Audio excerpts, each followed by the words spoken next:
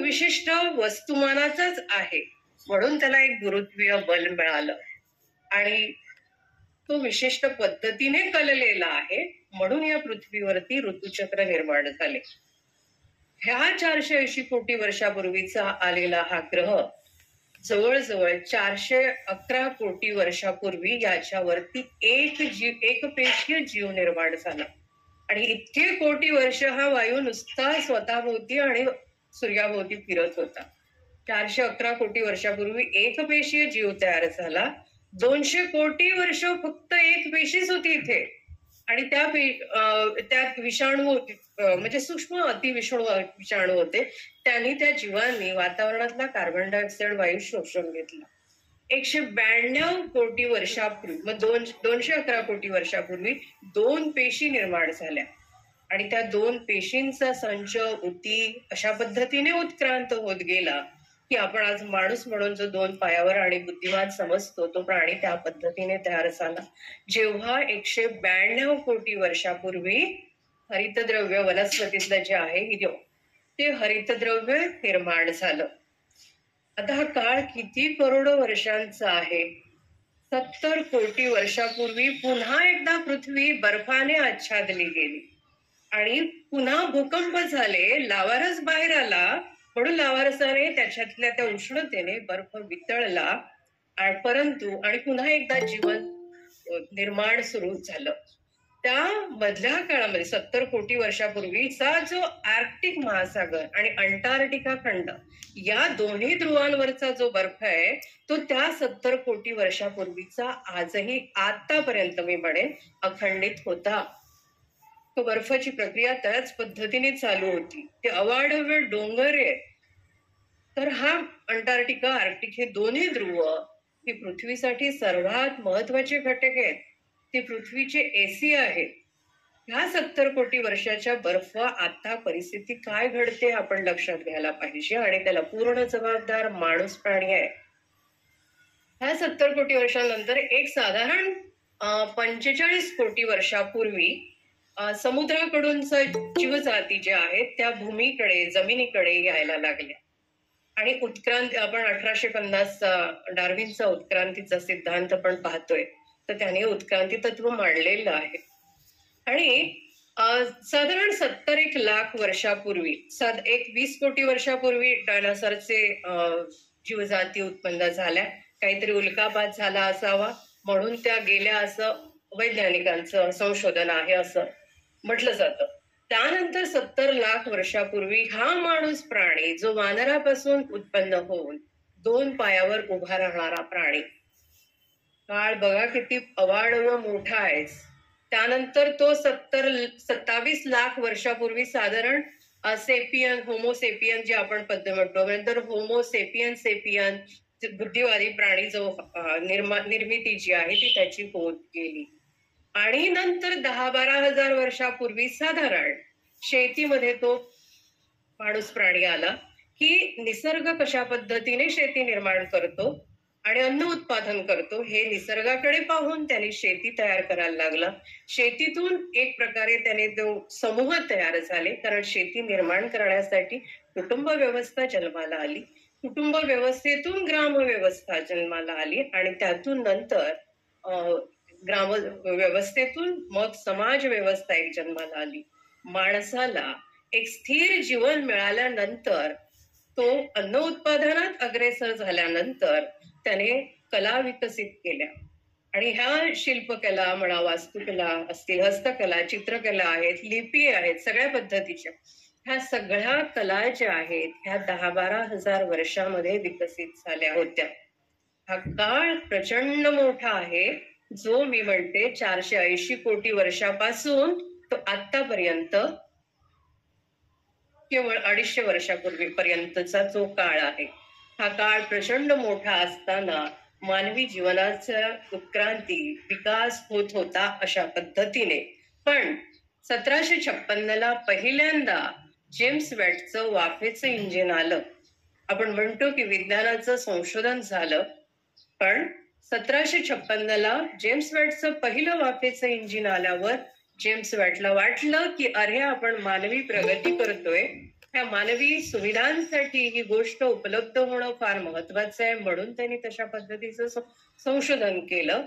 ते त्यांच्या ठायी प्रामाणिक होते, पण त्यांना हे कळलं नाही की जेव्हा आपण पाण्याला वाफ देऊ तेव्हा त्या पाण्याची वाफ बनवण्यासाठी ते ऊर्जा लागणार आहे. ती ऊर्जा वातावरणात पुन्हा काय कळवणार हे जेम्स वॅटला कळलेलं नाही. त्यानंतर 100 वर्षाने एडिसन आला आणि त्याने दिव्याचा शोध लावला. दिवा वीज निर्माण होणार, त्या वीज निर्मितीसाठी कोळसा, तेल, वायू जी जाळलं जाणार आहे तो पुन्हा वातावरणामध्ये काय घडवणार हे एडिसनला कळलं नाही. त्यांच्या प्रती प्रचंड आदर असून सुद्धा मला वाटतं ते खऱ्या अर्थाने वैज्ञानिक नव्हते.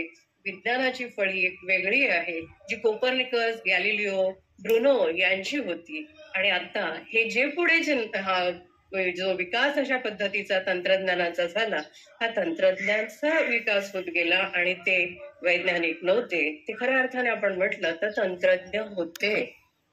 आणि नंतर 1824ला सिमेंट आलं आणि सिमेंट तुम्ही पाहताय की सिमेंटने आज पृथ्वीचा जवळजवळ कबर बनवायला सुरुवात केलेली आहे.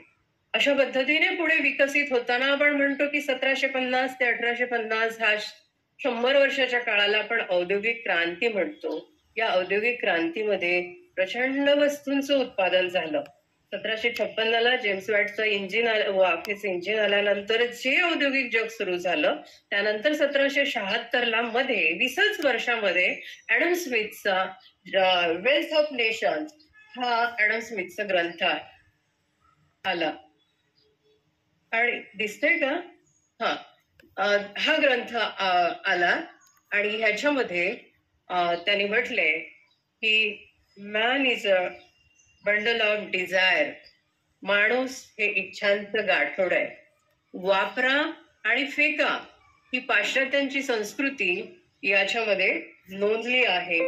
ऍडम स्मिथला सुद्धा कार्बन डायऑक्साईड वातावरणात काय होईल पुढे जाऊन या औद्योगिक जगातून हे ह्याने ह्या ग्रंथात कुठेही सांगितलेलं नाही.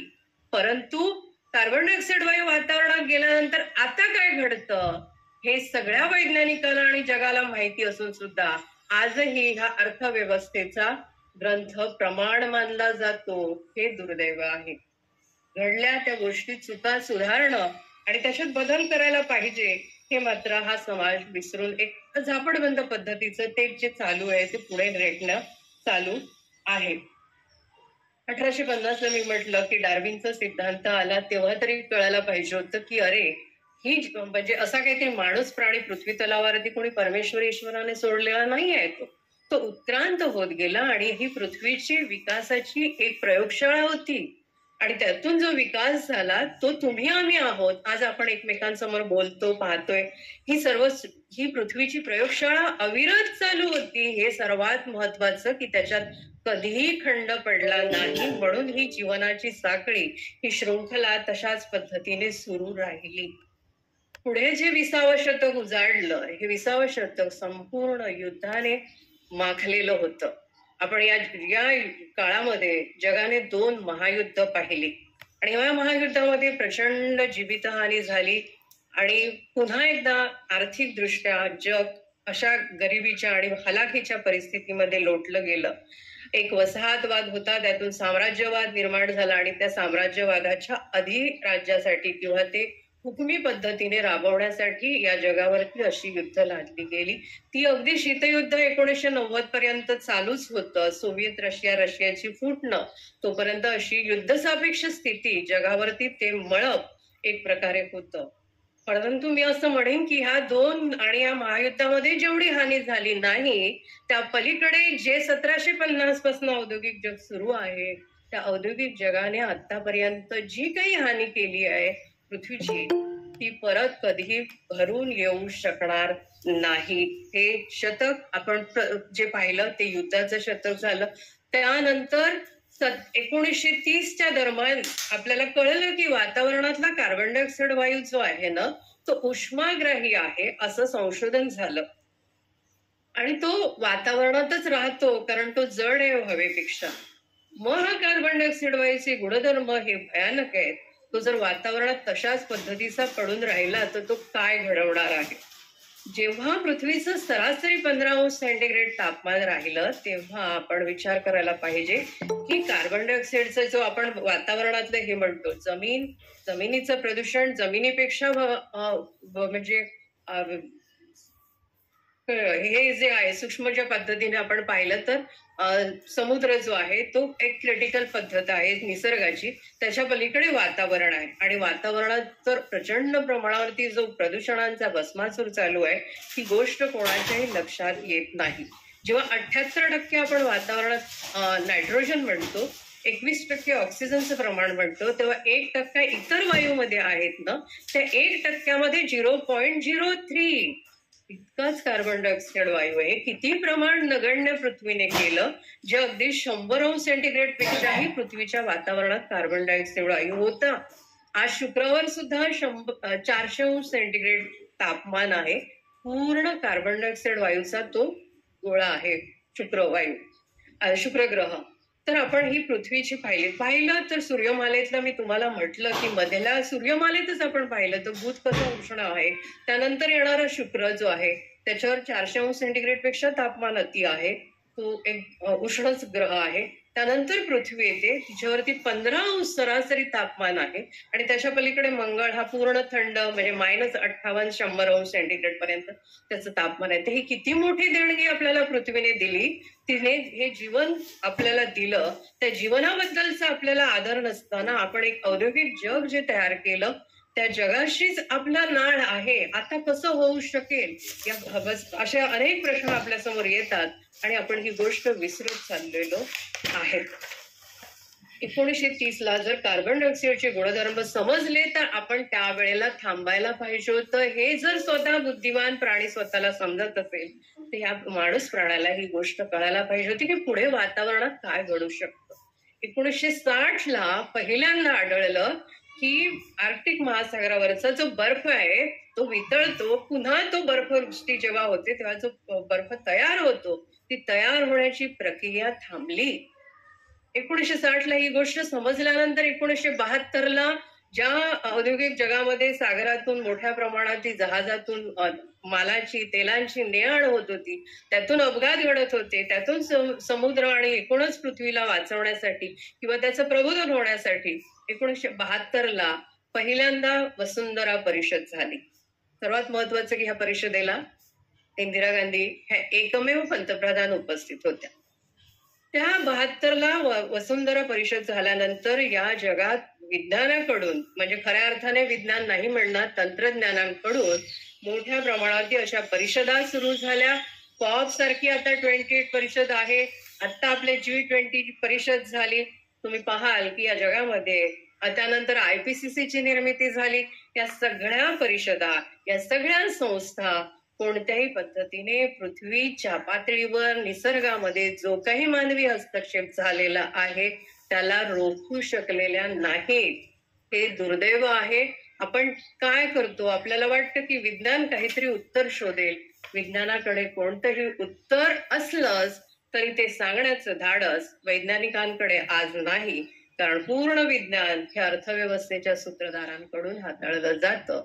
म्हणून ह्या संस्था अगदी मिळमिळीत अशा पद्धतीच्या भाषेत सांगितलं जातं. खरं वाटतं आपल्याला की अरे काही नाही, पण जे आहे ना संस्था सांगतात ते सुद्धा इतकं भयावह आहे. त्याच्या पलीकडे ज्याने ते सत्य लपवलंय ते आणि भयावह आहे. ही गोष्ट आपण सगळ्यांनी लक्षात घ्यायला पाहिजे. 1980ला पहिल्यांदा ऋतुचक्र मोडलं, पाऊस उशिराने सुरू झाला. ही गोष्ट लक्षात घ्यायला पाहिजे की किती मोठी आपण निसर्गामध्ये बदल केला. तेव्हा तरी या मानवजातीला कळलं पाहिजे की आपण कुठे वाटचाल करत चाललोय. नेहमीची येतो मग पावसाळा, गोष्टीचे कौतुक तू जाण बाळा असं जेव्हा आपण म्हणतो, ती हजारो वर्षांची परंपरा होती म्हणून एक अनाम कवीने असं म्हटलंय, पण ती आता मोडली गेली. आता पाऊस हा 12 महिन्यात कधीही पडतो, वाटेल तसा पडतोय. हे सगळं ऋतुचक्र मोडलं गेलं आहे. आणि 1990 मध्ये आपण जर पाहिलं तर पुढे किती आपण सरकत चाललो. 90 मध्ये तर वादळांच्या मालिका सुरू झाल्या. 2000च्या साली मध्ये आपण पाहिलं तर ही वादळांची तीव्रता वाढत गेली. त्यानंतर 2010 म्हणजे 5 पासून तर आपण पाहिलं तर पूर्णतः महापुरांचंच राज्य सुरू झालं होतं. 26 जुलै 2005 ला मुंबई बुडते. त्यानंतर न्यू ऑर्लिन शहर एकाच महिन्यामध्ये पुन्हा अमेरिकेमध्ये बुडतं ऑगस्टमध्ये. त्यानंतर शांघाय बुडतं. तेव्हा कुठे वैज्ञानिक किंवा IPCC सारख्या संस्था म्हणायला लागल्या नाही हवामान बदल नाही, हा तापमान वाढ होताना दिसतंय. तापमान वाढ सुरू झाली आहे हे सांगायला इतक्या शहरांना बुडावं लागलं. तेव्हा वैज्ञानिक संस्था जाग्या होऊन हे एक वाक्य म्हणायला लागले, साधं हवामान बदल. एक लक्षात घ्या की हवामान बदल म्हणजे साधी मी म्हणेन मानवी देहाच्या पातळीत आपल्याला सर्दी खोकला झाला तर आपण म्हणतो हा तो बरा होईल, तो वातावरण बदललं की थोडंसं होतं. सर्दी खोकला म्हणजेच हवामान बदल आणि कॅन्सर न बरा होणारा म्हणजे तापमान वाढ. तुम्हाला लक्षात येतं की आपण कुठल्या ह्याच्यात जातोय. आणि या हवामान बदलाचा परिणाम तापमान वाढीकडे गेला आणि तापमान वाढ या स्थितीमध्ये गेले. त्याचे रिपोर्ट मी आता तुम्हाला पुढे सांगणार आहे. आणि बघा कसं 1960 पासून मी तुम्हाला म्हणते की कसं 2010 पर्यंत हा माणूस प्राणी कुठेही थांबायला तयार नाही. 2020 पर्यंत आता तो एका म्हणजे एक आपण पाहिला ना की तो चित्रपट किती संपल्यात किंवा अर्जुनाला कृष्णाने अर्जुनाला म्हणावं की हे संपलेलेच आहेत, तू ह्याला फक्त मार. मी पुढे मार असं म्हणत नाहीये, पण हे जे वाक्य आहे त्याचं की हे मेलेलेच आहेत, फक्त आपण न फक्त अशा पद्धतीने दिसतंय आपल्याला, प्रत्यक्ष आपण म्हणू की या स्थितीत आपण पोहोचलेलो आहोत. पुढे रिपोर्ट जे आले 2010 नंतरचे ते खूप भयानक आहे. 2013 ला मौना लोआ हे पॅसिफिक महासागरातलं एक बेट आहे. जागतिक हवामान संघटनेची जगात 4000 केंद्र आहेत. 4000 केंद्रातलं एक मौना लोआला जे बेट आहे त्यात तिथे केवळ वातावरणात कार्बन डायऑक्साईडचं प्रमाण किती झालं हे सांगणारं ते तिथून सांगितलं जातं. मौना लोआला पहिल्यांदा पृथ्वीवर या बेटावर 400 ppm ची मात्रा आढळली वातावरणात कार्बन डायऑक्साईडची. 1 ppm म्हणजे 300 कोटी टन. बापरे. यानंतर जाग आल्यावरती पाहिलं तर मे 2015 ला बघा 2च वर्षामध्ये अंटार्क्टिका हा अस्पर्श खंड, या खंडावर सुद्धा 400 ppm ची मात्रा आढळली. 2च वर्षामध्ये पृथ्वीवर सबंध ठिकाणी 400 ppm ची मात्रा आढळली. हे खूप भयावह आहे.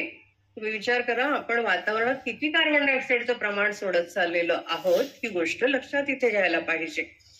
मग वैज्ञानिकांना जागृत आली. त्यांच्या दबावाने, त्यांच्या हाकेने जगाच्या राष्ट्रप्रमुखांना बोलावलं गेलं आणि ही गोष्ट सांगितली. तेव्हा डिसेंबर 2015 लाच 6च महिन्याने, मे मध्ये तसं घडल्यावर डिसेंबरमध्ये पॅरिस इथे, फ्रान्सची राजधानी पॅरिस इथे एक परिषद झाली. त्यामध्ये 196 राष्ट्रप्रमुख एकत्र आले होते. 196 राष्ट्रप्रमुखांनी एक ऐतिहासिक करार केला. त्या कराराचं उद्दिष्टच मुळात हे आहे की मानव जातीसह जीवसृष्टी आपल्याला वाचवायची असेल तर औद्योगिक जगापासून, म्हणजे जेव्हापासून 1756च्या तुलनेत, कारण पहिलं जेम्स वॅटचं तिथे इंजिन आलं, 17 शब्द आहे तिथे त्याचा, 1756च्या तुलनेत आपल्याला पृथ्वीचं सरासरी तापमान हे 2 अंश सेंटीग्रेड पासून रोखायचं आहे. म्हणजे ते 2 अंश सेंटीग्रेडच्या आतच थांबवायचंय. पण जेव्हा हा करार झाला तेव्हा पृथ्वीचं सरासरी तापमान आपण 1.2 अंश सेंटीग्रेड केलेलं होतं. आता लक्षात घ्या, हा पॅरिस करार झाला, 196 राष्ट्रप्रमुखांनी त्याच्यावरती सही केली. ट्रम्प सोडला मध्येच, त्यांनी ते काहीतरी माघार घेतली, पुन्हा हे केलं, पण 196 राष्ट्रप्रमुख त्याच्यावरती सही करते. कशासाठी? तर जीवसृष्टी आणि मानवजात वाचली पाहिजे म्हणून. पण होते काय, ऑगस्ट 2016 ला पुन्हा एक रिपोर्ट आला जागतिक हवामान संघटनेचाच. त्याच्यात म्हटले की पृथ्वीचं सरासरी तापमान जून 2015 पासून जून 2016 या एका वर्षात 0.24 ने वाढलं. त्या वर्षामध्ये 0.24 वाढलं, पण ही गती दरवर्षी 0.20 वाढायला लागली. एक लक्षात घ्या, दरवर्षी पृथ्वीच्या तापमानामध्ये 0.20 वाढ ही पृथ्वीच्या इतिहासात कधीही झालेली नसावी. आणि ही 0.20 वाढ ही सतत दरवर्षी वाढत राहिली. आणि लक्षात घ्या की 0.20 करत आपण ही वाढ 2020 साली 1°C भर केली आहे. जेव्हा पॅरिस करार झाला त्यावेळेला खरं तर आपण थांबायला हवं होतं, पण नाही. अर्थव्यवस्थेच्या सूत्रधारांकडून जे औद्योगिक जग सुरू आहे त्या औद्योगिक जगामध्ये उद्योगपतींनी मोठ्या प्रमाणावरती नफा मिळवण्याच्या उद्दिष्टाने की आता नाही, यानंतर आपल्याला उद्योग करता येणार नाही, म्हणून वातावरणामध्ये प्रचंड उद्योग सुरू झाले, म्हणजे पृथ्वी तलावर उद्योगपतींकडून, आणि वातावरणात मोठ्या प्रमाणात कार्बन डायऑक्साईड वायू वातावरणात पडायला लागला. जेव्हा की जेम्स हॅन्सनचं हे पुस्तक आहे, दिसते ना तुम्हाला? आवाज येतोय माझा? हॅलो? अगदी व्यवस्थित येतोय मॅडम, दिसतंय व्यवस्थित. बरोबर, हा ठीक आहे. जेम्स हॅन्सनचं हे पुस्तक आहे स्टॉर्म ऑफ माय ग्रँडचिल्ड्रन. ह्याच्यामध्ये हे 2009 पुस्तक आले. या पुस्तकाची जेव्हा मांडणी झाली तेव्हा ते म्हणतायत की दरवर्षी वातावरणामध्ये 1000 ppm जे आहे ते वाढत चाललेलं आहे वातावरणामध्ये तापमानात. तर त्यातलं 400°C जे आहे, 1000°C वाढ होते. 400°C जे आहे ते समुद्र, सागरी जीव आणि जंगल उरलेलं आहे त्यातून ते खेचलं जातं. पण वातावरणामध्ये 600ची वाढ होत राहते आणि 600 कोटी टन म्हणजेच किती झालं? 2 ppm. दरवर्षी 2 ppm ची वाढ होत होती 2010 सालापर्यंत. पण आता दरवर्षी 2017 पासून वातावरणामध्ये कार्बन डायऑक्साईडची जी मात्रा आहे ती जवळजवळ 3800 कोटी टन पर्यंत जाते. जवळजवळ 4000 कोटी टन पर्यंत सुद्धा आता यावर्षी गेली असावी. यावर्षीचा रिपोर्ट तसा अजून हातात आलेला नाहीये. म्हणजे जवळजवळ दरवर्षी आपण वातावरणात 12 ते 15 ppm ची वाढ करत सुटलोय.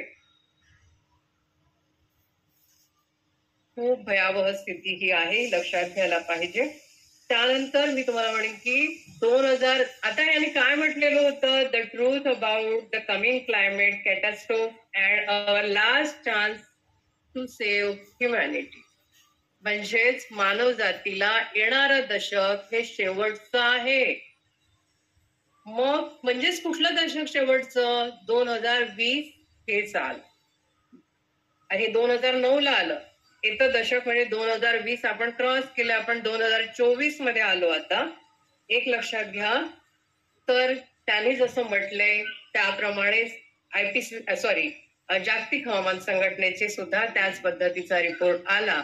त्यामधल्या काळामध्ये पॅरिस करारावरती सह्या झाल्या आणि मात्र वातावरणात कार्बन डायऑक्साईडचं प्रमाण आणि जोमाने वाढायला लागलं. म्हणून जगाच्या लक्ष वेधण्यासाठी पुन्हा एकदा बॉनला परिषद झाली जर्मनीत येथे. आणि तिथे जागतिक हवामान संघटनेचे प्रमुख वैज्ञानिक पेटरी तलास हे म्हणतायत की तापमान अपरिवर्तनीय झालेलं आहे.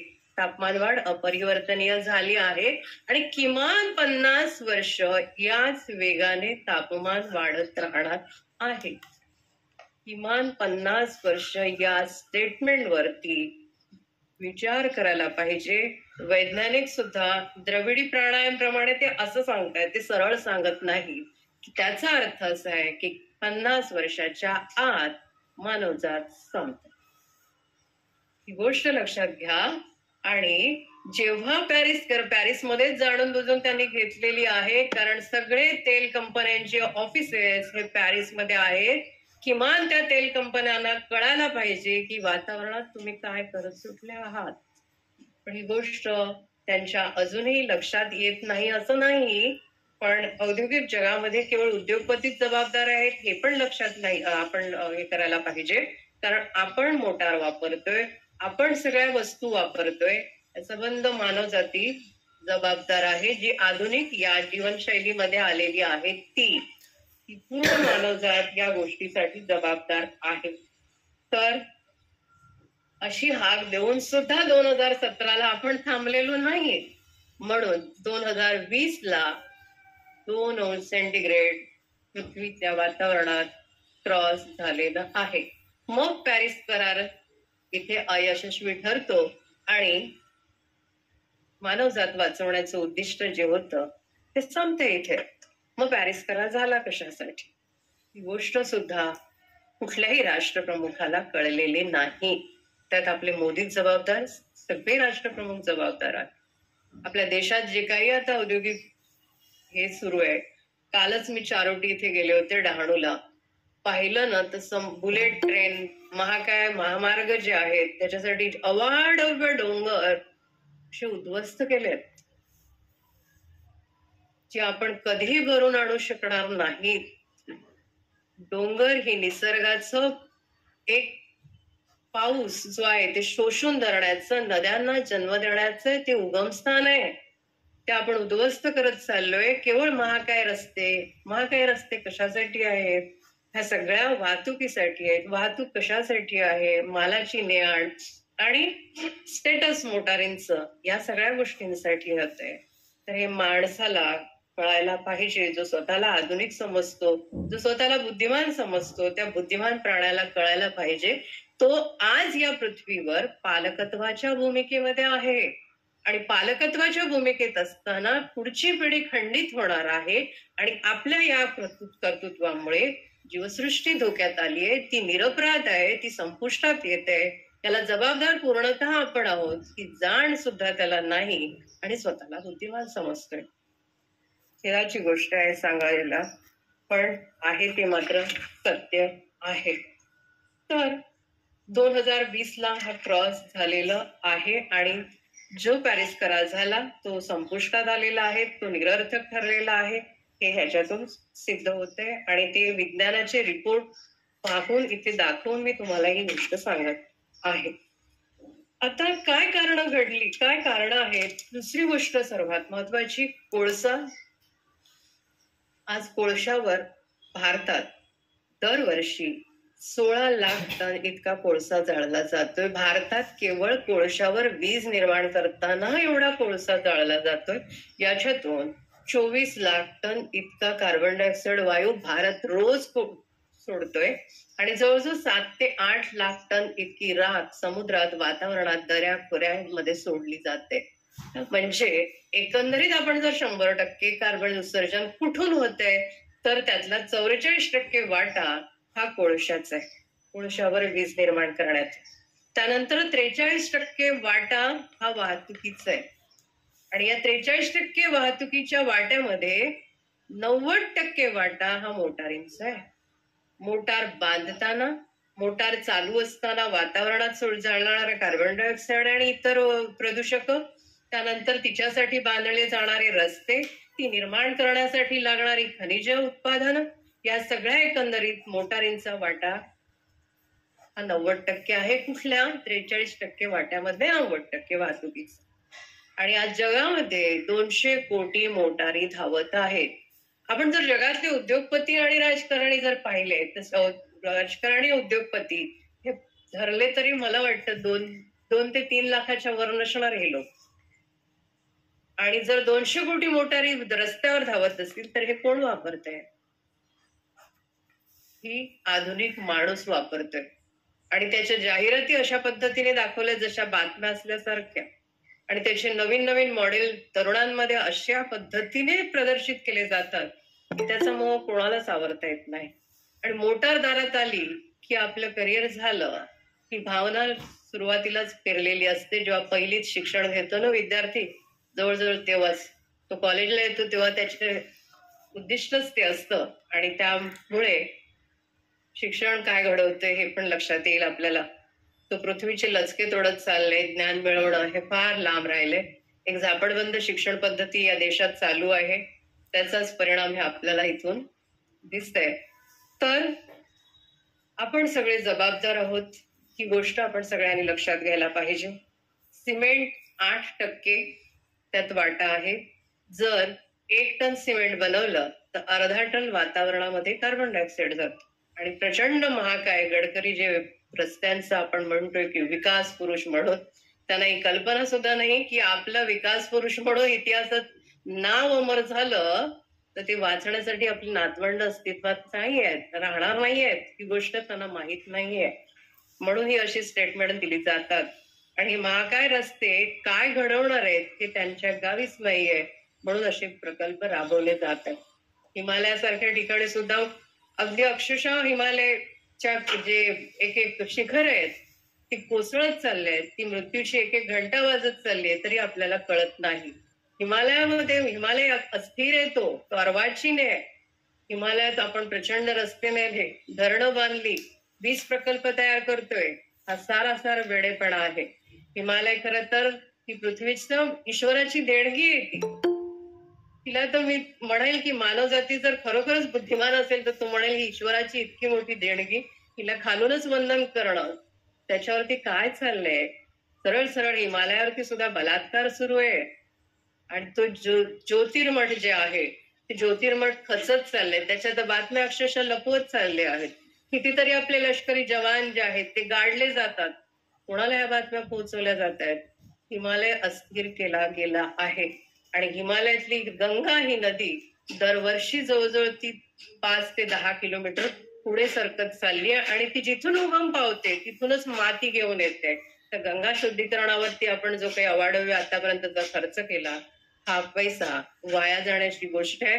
दुसरी गोष्ट, गंगेवर दर 5 किलोमीटरच्या अंतरावरती इतके मोठ्या प्रमाणात कारखाने आहेत.